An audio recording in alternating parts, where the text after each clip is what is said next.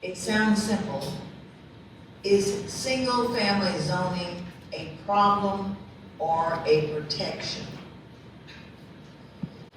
Single-family zoning a problem or protection? I don't see why single-family zoning would be a problem. So I'm not exactly sure how to answer that question other than to say single-family zoning allows for just that, single-family zoning, single-family homes for rent and for home ownership. In my 20-year career as a residential real estate professional, having this housing option is certainly a benefit, a need, a desire for people in our community. So I guess I will stop there. Yes, we need single-family zoning to allow for part of the housing stock that is needed in our city. Ms. Rumohr. Is single-family zoning a problem or a protection? It depends on how you use it. If our entire city was only single-family, I don't know how anyone would afford to live here, right? So we need rentals, we need some smaller buildings as well. So we have to have both. As a city, we need to have balance. It can be protected, right? We do need a variety of housing options, and single-family is absolutely one of those. So we do need that option and that tool in our toolbox to be able to offer single-family homes for those who, that their income can handle that. That's how they want to live. We do need that option as well, but that can't be our only option, right? So we need single-family. We need all of those options in the middle that we talked about. And in some cases, it might be a slightly larger apartment complex. I prefer the smaller ones where we can make that happen. But single-family zoning is how, or just zoning in general, is how we create predictability. It's how we plan our city. It's how we create balance within our city so that we kind of know what we're getting into and what to expect. Thank you. Ms. DeVinney. So I think that the question came out of a sort of philosophy that's in circulation, which is looking at how much infrastructure, particular zoning, can support. And the idea that single family does not support the maintenance of the roads that it demands. And so there is a sort of strong towns or stronger idea that maybe we need to phase out some single family because it's just not going to be sustainable. I think that's sort of a dangerous philosophy. I don't know. I can see the fact that if you are looking at a calculator, that you think, single family is too expensive. But we have to think about the lived experiences of people in Denton, and we need the stability of single family homes. People need to be assured that their neighborhood will be stable.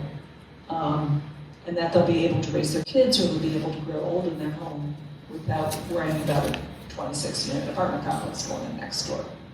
So, no, single-family zoning is not a problem. Thank you. Mr. Stevens. Yeah, thank you. To follow up on that, I think really the core of this question is, and it's happening nationwide right now, right? It's not just unique to Denton. It's about NIMBYism and YIMBYism. Yes, in my backyard, or not in my backyard, and which one are you? And I don't really ascribe by those, I think, binary views because I think things are just more nuanced than labels like that. But yeah, I think single-family home is a protection. I don't think it's a nuisance. I don't think it's a problem.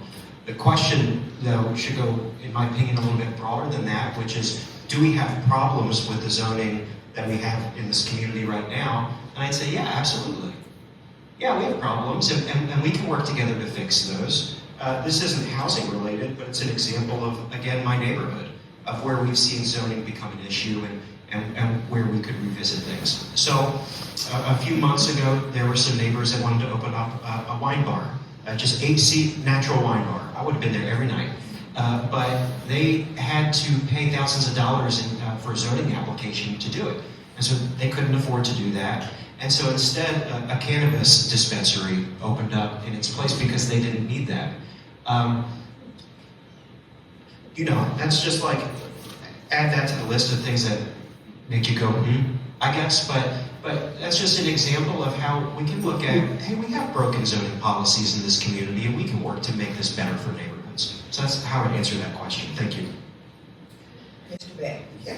One of the things, it's a really good question because it goes to sort of, is every problem a nail for a hammer? Are you taking an overly simplistic view on, how to do this? But just as with any good toolbox, you don't have just one tool.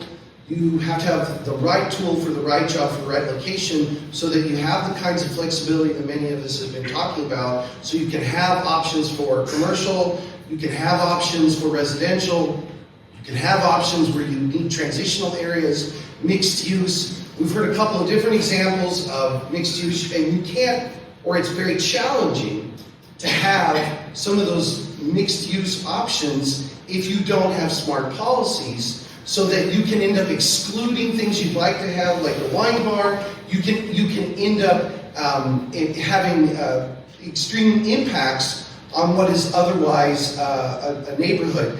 And so the other thing that we want to have a broad portfolio of housing types and tools, reasons for, is honestly the economics of it, to improve the affordability so that you have the right price. Affordability just means the right price for that person in the right location. And it's across the board. So you need to have the right tools in the right location for the right reason. And so, yes, single family is one of them, and mixed use is one of them as well.